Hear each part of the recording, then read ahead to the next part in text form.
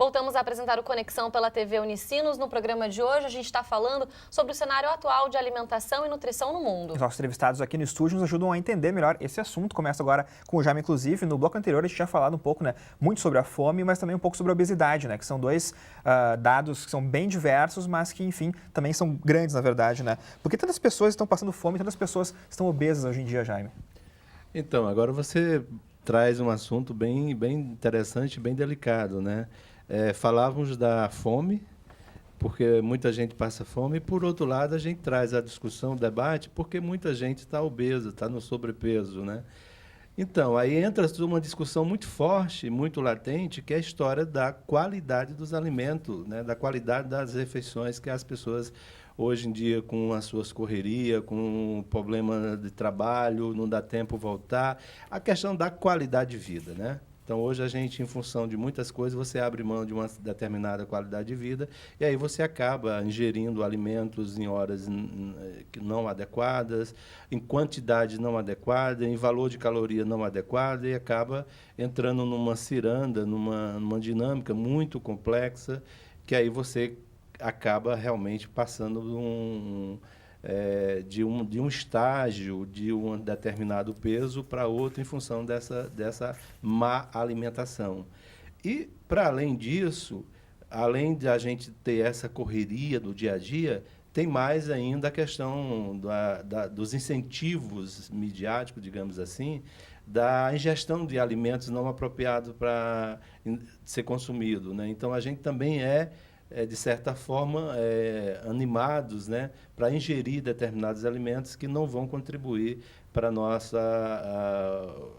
nossa nutrição adequadamente. Pelo contrário, vai criar um certo distúrbio alimentar que as pessoas acabam entrando nessa história da obesidade, do sobrepeso. O senhor também concorda aí que esse nosso ritmo de vida cada vez mais acelerado está totalmente atrelado a essa questão da gente estar mais obeso, estar com sobrepeso, mesmo se alimentando mal? Não tenha dúvida que o ritmo tem a ver com isso. Mas tem uma disputa para o consumo alimentar. Nós estamos com um padrão de consumo alimentar que é o padrão dos Estados Unidos há 20 anos atrás. Se a gente seguir com mais 10 anos, tanto o padrão de consumo como o padrão nutricional nós vamos assemelhar aos Estados Unidos, que você tem mais de 60% da população obesa e que consome muita gordura, pouca fibra, poucos alimentos in natura e muito alimento industrializado. E se alimenta muito fora de casa também, Hélido? Então, acho que é interessante também falar isso. Dizer, o ritmo de vida tem a ver, mas tem a ver também aquilo que se disponibiliza. Você tem uma rede de supermercadistas no mundo, 60 empresas detêm todo o sistema de distribuição de alimentos no mundo. Quer dizer, existe uma concentração de produtos e uma uniformização do padrão de consumo alimentar. As pessoas tendem, se você estiver na América do Norte, América Central, na África, a gente coma o mesmo alimento. Então, precisa reverter isso e valorizar alimentos regionais. Nós não podemos dizer que somente em função da mobilidade é que nós estamos comendo mal. Isso é uma das vertentes. Estamos ficando mais pesados porque também estamos fazendo menos atividade física em função dessa loucura, entre aspas, que é essa vida moderna. Temos que fazer muita coisa para poder termos os mesmos benefícios que teríamos quando trabalhávamos um pouco menos no passado. Então, o padrão de consumo alimentar e o padrão nutricional da população brasileira tem seguido o padrão americano. Nós ocidentalizamos nosso consumo alimentar. E ocidentalizar o consumo alimentar não significa que estamos alimentando bem. Então, e para a gente exemplificar, assim, o que a gente pode dizer? Tanto as redes de lanchonetes fast food, ou, enfim, que outras coisas a gente pode dizer? O consumo do refrigerante? Nós temos hoje muito consumo de refrigerante, muito açúcar simples, muita gordura, muito farináceo, muito óleo, gordura e muito produto industrializado, com muito sódio, com muito açúcar. Que são esses produtos também congelados, Os congelados acho que são... Grandes vilões, Grandes vilões e terríveis, e as pessoas, enfim... É mais fácil, acaba sendo até saboroso em alguns momentos, em outros nem tanto, Eu já sou uma pessoa que também já não gosto muito desse tipo de produto, mas as pessoas consomem demais. Isso é ver. Agora, veja bem, está atingindo também populações de todas as camadas.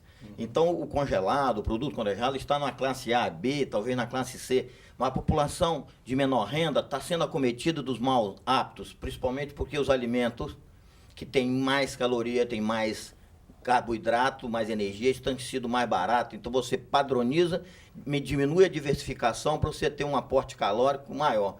mas com má nutrição, com pouco nutriente. Outro problema também que a gente vê muito é o desperdício de comida, na verdade, né? Não só em restaurantes também, mas como mesmo estávamos falando antes, né? A gente pode, por exemplo, fazer uma viagem e ver soja, por exemplo, né? na beira da estrada. Das estradas. Como poder resolver, então, esse caso, né? Desse desperdício realmente de comida, não só nos restaurantes, como a gente vê bastante também, né? Tem alguns restaurantes até que cobram, né? A questão da conscientização dos dois lados. Eu acho que, assim, as pessoas também, no sentido de se alimentarem melhor, de não usar também essa desculpa só para se alimentar em restaurante. O Rodrigo comentou antes, por exemplo, que 32% dos gastos dos brasileiros com alimentos corresponde a eles irem a restaurantes, né? Então, assim, a gente sabe que tem essas desculpas, e dos dois lados, né? Tanto para quem está se alimentando mal, quanto para quem também desperdiça. Acho que a gente agora poderia traçar aí o que poderia vir de incentivo, questão de conscientização, para essas duas vertentes. O que a gente pode dizer, Jaime? Então, eu acho que essa questão do desperdício é uma coisa séria no Brasil. Imagina, o que é desperdiçado dá para alimentar, eu acho que uma boa parte da população brasileira.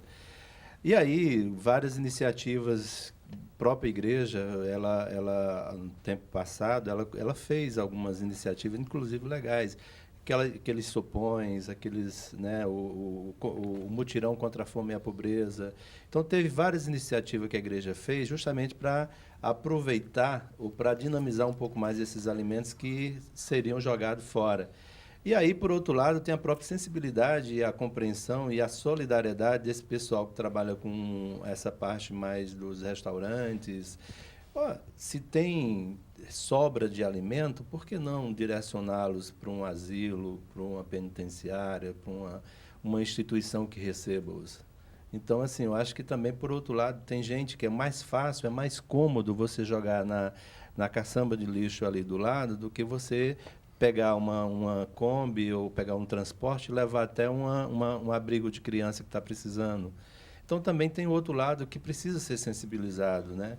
E aí eu acho que se a gente consegue, por um lado, o governo, as regras ser um pouco mais rígidas quanto à questão do transporte dos produtos, né? E, por outro lado, o pessoal entrar com um processo mais de sensibilização, de solidariedade, eu acho que boa parte desse problema a gente resolve. Inclusive, eu acho que também, por outro lado, isso no campo macro. No campo mais micro, que é o campo pessoal, o campo da família, acho que é um planejamento. Se você consome 1 quilo de arroz por dia, por que fazer 1,5 kg ou 2? Para sobrar, porque eu vou garantir numa geladeira, que aí eu fico, aí não consome e a tendência é ir para o lixo, né? Acho que é um bom exemplo até para as pessoas pensarem nisso, porque acho que a maioria das pessoas faz, né? Tem muita coisa que se perde na geladeira por conta... eu vou fazer logo em uma quantidade que dá para a semana, por conta desse atropelo, né, do dia a dia. E falando pelo outro lado também, sobrou um pouquinho na panela, vou comer um pouco mais para não precisar guardar. Também tem isso, aí acaba... E a pessoa acaba comendo mais também, que já estava saciada, enfim, não tem essa necessidade. Mas eu acho que são um pouco esses caminhos ou essas alternativas que a gente pode estar, pelo menos assim, tirando enquanto, ilustrando enquanto indicativos. Eu acho que pode ser por aí.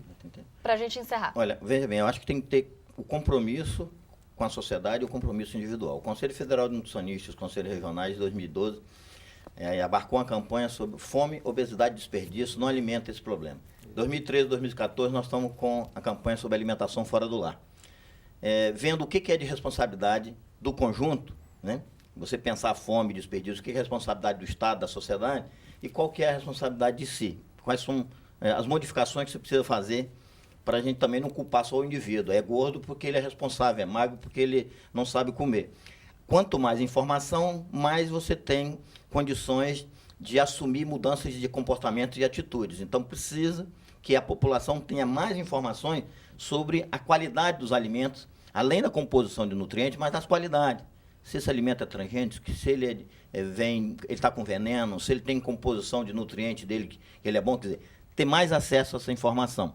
E do ponto de vista das organizações e do Estado, é compromisso para que as pessoas tenham acesso a alimento de qualidade e que fiscaliza a qualidade de alimentos que são disponibilizados para a população. E essa discussão, né, claro, segue também no 15º Simpósio IHU, que está rolando então aqui no campus da Unicinos de São Leopoldo, no site ihu.unicinos.br/eventos/agenda, dá para conferir a programação completa então do evento. E ainda participar e fazer parte também dessa discussão que é tão importante. Bom, muito obrigada pela presença de vocês, pelas informações, até a próxima.